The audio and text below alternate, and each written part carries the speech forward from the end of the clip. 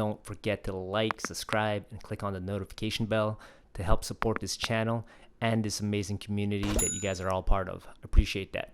Later. Video games, you're gonna be dork number 6 playing video games and being pretty much useless.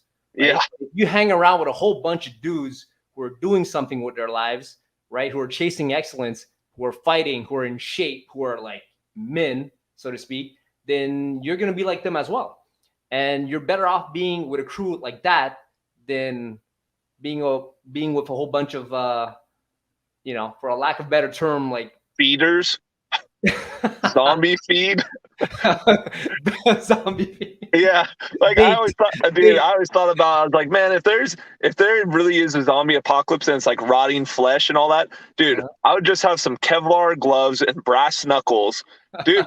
I would just punch holes in zombies. That would be like everybody else would be rocking like machetes and things. Nah, I'd just have either that or like the World War II trench knives, like the little blades and the brass knuckles. Super illegal, but so sick. I want one so bad. I can't find one, but it's essentially a dagger and it's attached to brass knuckles, and it was used in World War II. They're trench knives. Oh, awesome. Okay, that's what they were called. Like there was actually a name for that, yes. Like trench knives, and so you would have brass knuckles, and then on top of that, the blade. Dude, that is the ultimate zombie fighter right there. Totally.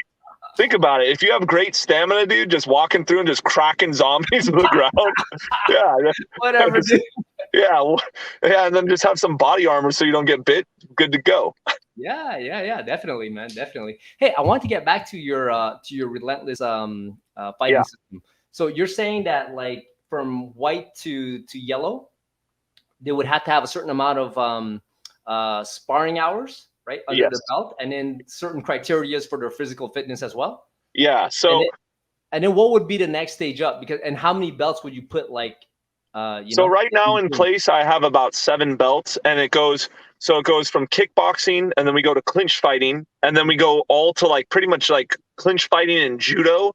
So like a mixture of clinch fighting to takedowns. And then the last 2 are all about positioning and ground and pound.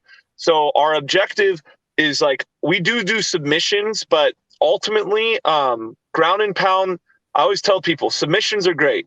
But guess what? A submission will never be faster than a KO. It doesn't matter what type of submission it is.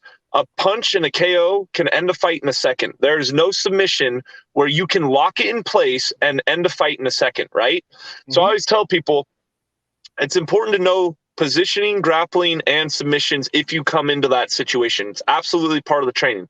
But most of our groundwork is all about positioning and ground and pound and being able to get back to your feet if in case you are attacked by another opponent. So like we'll do like, for instance, a hip toss, and you know how like when you control the arm with the hip toss, you throw them over. I'll hold the arm and then I'll throw a stomp to the head and then I'll throw a stomp to the shoulder joint, stuff like that. Like I want to get my opponent on the ground and stomp as much as I can. If I can't stomp and I go to the ground with them, it's all about ground and pound. So we focus a lot on our stand-up game. And then as far as our takedowns go, we focus mostly on slams. So like hip tosses, behind the back sweeps, double leg takedowns, anything where I pick you up and slam you into an object, cause maximum damage. And then, that's the idea. My whole style is all about effectiveness, as much damage and as little as time as possible, but being able to fight for as long as possible as well. So we do a lot of, all of our sparring is also done in shoes. No steel toe boots are allowed, but we do all of our sparring in shoes, jeans, and normal clothes, because I've had guys show up to spar. I'm like, bring your street clothes, and they bring some ghetto fab, and I'm like, oh, we're gonna have a field day with you.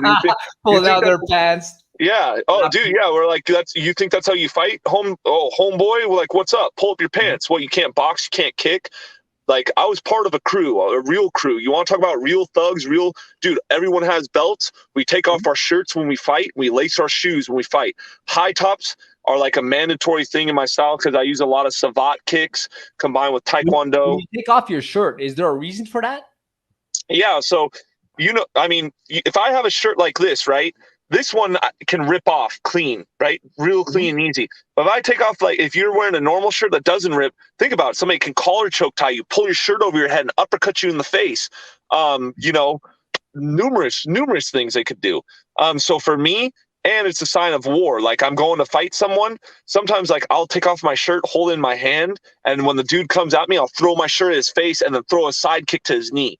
You know, or if the guy has a knife and you want to like wrap your hand so you could. Yeah, there's there's applications like something my brother always taught me, like you have a set of keys, right? They make sound. You like somebody's like, hey, let me see what's in your pockets, and you take out and you have your keys. You throw your keys at their face real quick and then hit them with a 1-2, right? Like this is just a small projectile just for that split second of having an advantageous position, you know. So taking off your shirt, lacing up your shoes, making sure your belt's on tight. You can fight, you can run. Like all these guys that say, "Oh, I'm a gangster, bro." It's like you're wearing a nightgown, you tard, and on top of that, your stinking pants are sagged to your knees. I've seen a guy with his pants like by his knees. The other guy came up and literally stepped and pinned his feet to the ground by his pants, hit him with a 1-2, got on top of him full mount, and just rained elbows on his face until the dude was a bloody mess.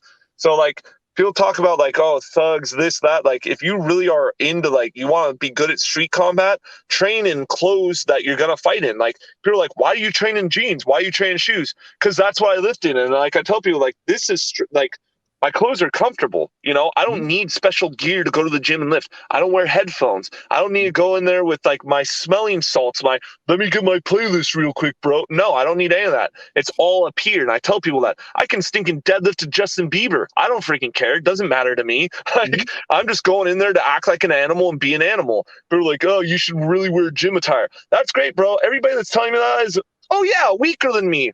Huh? Like, I don't need, like, you're telling me to wear these clothes.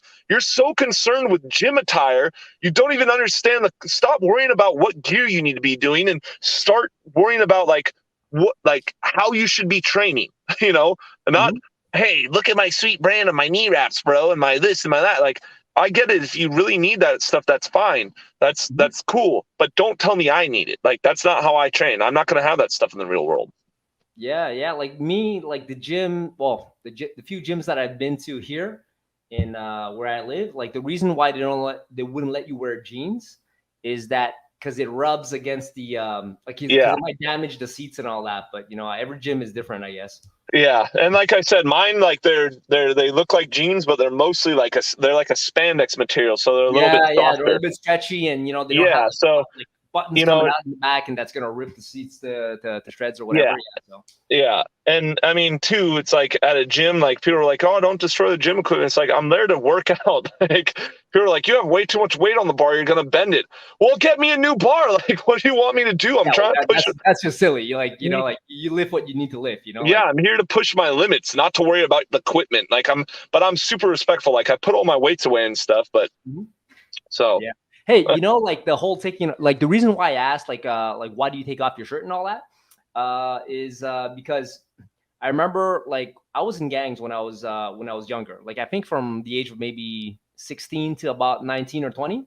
And there was this other gang, and we kind of knew each other, and we kind of worked for like the same guy, so to speak.